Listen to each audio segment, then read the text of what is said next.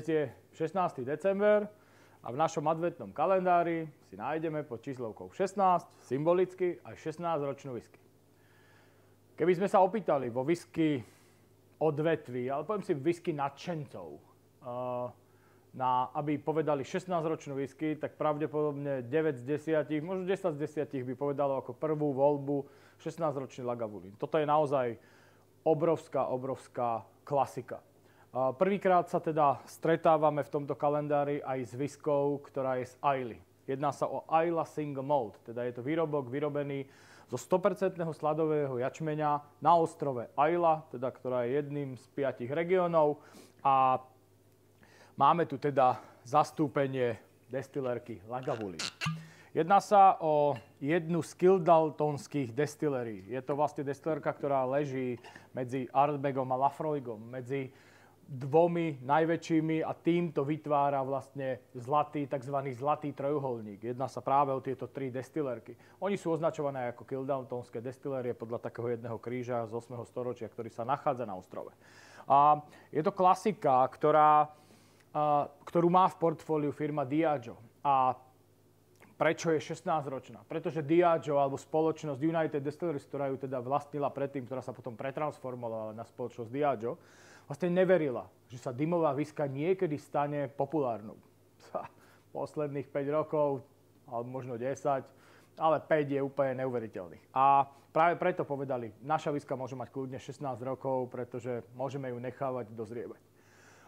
Zažili najneuveriteľnejší marketing, ja hovorím, v histórii. Pretože na každej fľaši, na každej tube môžete teda nájsť rok 1816, to je dátum založenia. I keď na Islay, alebo proste v tejto oblasti sa destilovalo už do roku 1740 niečo, ale vlastne v nejakej písomnej zmienke sa nachádza, že v tomto období existovalo na Islay v tejto oblasti asi 10 nelegálnych destilérií. A prežila v podstate iba táto. A teda vrátim sa k roku 1816. Je to teda oficiálny dátum založenia. A keď v roku 2016 táto destilérka oslavovala 200 rokov, tak vydala 8-ročnú whisky Lagavulin. V tej danej dobe sa táto whisky dala zohnať za 60 eur. Dnes ináč super. Predminulý rok obrovský pík, zase pád a úplne bez problémov sa dá zohnať za nejakých 10 eur extra. Keď sa pozrieme na to, kam sa vyvinuli ceny visiek v rámci Brexitu, v rámci nejakého zdražovania, v rámci nejakých daňových reforiem, tak je to proste super cena. Ale aby som sa vrátil zase k tej histórii, tak oni vydali vlastne pri tom 200. výročí ten 8-ročný Lagavulin, ktorý nadstavili na cenovku, pretože to bola limitovaná edícia, o 20 eur viacej. A ľudia sa išli zblázniť.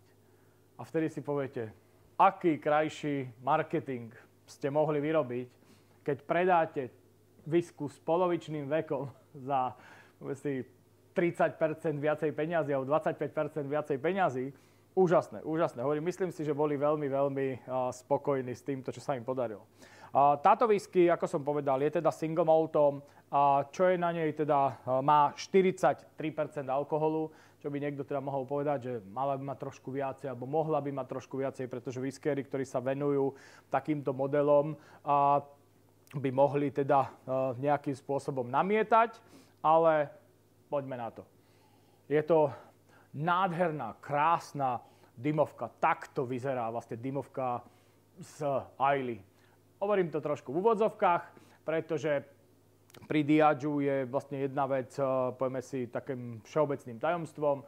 Destilát, ktorý je v tejto fľaši, vidia idú tak 2 týždne, pretože zo zrna, ktoré je dopestované niekde na tomto niekde na tejto planéte, sa vydestiluje, spracuje v sladovni Port Ellen, potom sa vydestiluje vlastne v destilérii Lagavulin, potom sa to dá naspäť do cisterien a posunie sa to vlastne do jedného zo 7 skladov, ktoré má spoločnosť Diageo na mainlande v Škótsku. Je to povieme si z ekonomických dôvodov, pretože toto je naozaj velikánska destilérka, ktorá dokáže vyprodukovať 3 milióny litrov whisky ročne. Má veľmi zaujímavú unikátnosť a to je to, že ten wash still je menší ako je Spirit Still. Má 2 páry destilačných kotlov. A štandardne sa v destilérkach stretávame samozrejme s tým, že ten prvá destilácia je vo väčšom destilačnom kotli a potom je druhá v menšom. Dokonca v niektorých je, že jeden je úplne obrovský a potom sú 2 maličké. A stále je to dvojitá destilácia. Ale pri Lagavuline je to proste naopak. No a kvôli tomu, že Diageo vlastní na tejto planete viac ako 30, alebo teda vlastne presne 30 single maltových destilérií, ktoré sú súčasťou Johnnyho Walkera a potrebuje každý krát nejaké cask sample alebo niečo, tak je pre nich ďaleko zložitejšie a ekonomicky nákladné písať v podstate do každej destilérky, kdežto oni napíšu vlastne do toho miesta, do toho skladišťa, kde sú uložené proste, poviem si, separátne alebo v nejakých budovách uložené vlastne destiláty z rôznych destilérok, pošlite nám cask sample z toho, cask sample z toho a cask sample z toho a vlastne pošlú to master destilerovi, ktorý povie OK, z tohto vyrobíme takúto šaržu, z tohto vyrobíme toto. Takisto sa vlastne stretávame s týmto pri iných destilérkach. Samozrejme, vždy v destilérii nejaká zásoba je. Sú tam zväčša ale whisky, ktoré sú už dozreté. To znamená, že majú nejaký vek. Môžete urobiť ten fill your own bottling, alebo proste nejaké špeciálne edície sa vydávajú, alebo môžete mať vlastne ten. My to máme veľmi radi, keď prídeme do destilérok a máte ten warehouse tasting, to znamená, že degustujete vlastne v skladoch zo sudov. Takže vždy sú v tých destilérkach samozrejme nejaké sklady odložené, je to zväčša tak, že maximálne do 1000 kusov. A určite takýto zážitok doporučujem. Hlavne keď sa vydáte na cestu, že idete do destilérky, ktorá je naozaj, cesta vás stojí veľa peňazí, ubytovanie vás stojí veľa peňazí a vy už tam prídete, tak prosím vás, nechoďte na degustáciu alebo nechoďte do destilérky na túr so základnou whisky. Už proste obetujte tých trošku viacej peňazí v tom, že si dáte a ochutnáte to najlepšie, čo v tej destilérke majú. Pretože to, čo vydávajú niekde inde, môžete ochutnať v baroch, môžete na aisle, treba keď zavítate do niektorých z hotelov, tak tí majú obrovitánsku širokú ponuku tých destilérov, ktoré sú proste zastúpené na tomto ostrove. Ja som na tomto ostrove bol už 3-krát, 4-krát a je to vždy nesmierny zážitok. Vždy si poviem, že tam treba ísť ešte na viacej dní, že proste na 3 dní už tam nikdy nepôjdem, že tam poviem minimálne na 5 dní, ideálne na týždeň. Takže asi toľko. Je to krásna whisky, ktorá dozrieva, alebo mix sudov, ktorý je použitý pri tejto whisky, je bourbon a sherry. Je to ten klasický mix, ako sa to kedysi robilo. Proste boli súdy po tomto. Žiadne finiše v nejakých vínach a tak. Nie, že by sme nenašli v portfóliu Lagavulinu rôzne špeciálne edície. To nájdeme. Asi tou najznámejšou je Offerman Edition. Je to americký herec, ktorý sa stal tvárou tejto destilérky. A veľa ľudí si myslí, že je majiteľ, ale ne, je to herec, ktorý nejak prilnul k tejto destilérii a stal sa takou tvárou a on má rôzne, alebo pod jeho menom sú vydávané rôzne Offerman Edition. Takisto Lagavulin vydáva špeciálnu edíciu Jazz Festival v rámci Fesh Ale, takisto samozrejme fľaše, ktoré sú Fesh Ale. Taktiež vlastne je vždy súčasťou edície Diageo Special Release. Aj tento rok je to tak. Odbehnem. Som späť. Pretože Diageo každý rok, Lagavulin každý rok, ako napríklad destiléria Springbank, vydával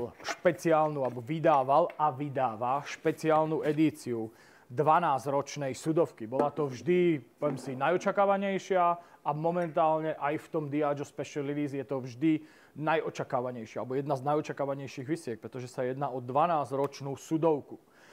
Tento rok je to zase fľaša krásna, s pekným obalom. Naozaj Diageo sa tomuto venuje tým spôsobom, že sa snaží na ľudí zatlačiť tým, aby zbierali tie edície. Každý rok je tá edícia venovaná nejakej tematike. A sú to naozaj snamenisté whisky. Tá cenovka už je niekde okolo 150 €, ale keď tu whisky ochutnáte, viete, že tá fľaša proste za tie peniaze stojí. Dovozcom tejto whisky na Slovensku je firma Italmarket. Oni majú svoj web alkoshop.sk, kde práve môžete kúpiť aj štandardný Lagavulin, ale taktiež môžete kúpiť aj tieto nové Diageo Special Release. Tá edícia vychádza od roku 2019 vlastne v sérii vždy 8 fľašiek. Nie všetky sú samozrejme u nás dostupné, ale vyzerá to tak, že s rokom 2024 prichádza určitá zmena. Dostali sme alokáciu pre Slovensko, alebo firma Italmarket dostala alokáciu na 4 modely a veria, že v budúcom roku už by to mohla byť celá tá séria, ktorá by sa teda takto dala.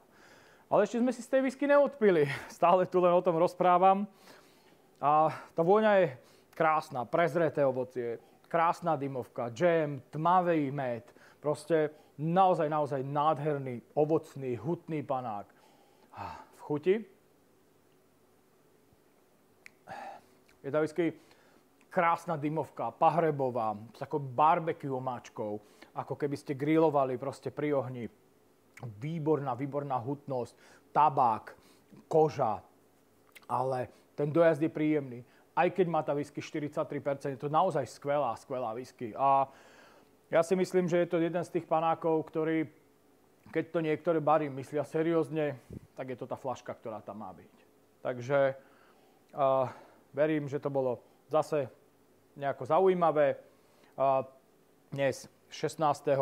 decembra tu máme whisky Lagavulin 16, plnenú v 43%. Na zdravie a vidíme sa opäť zajtra.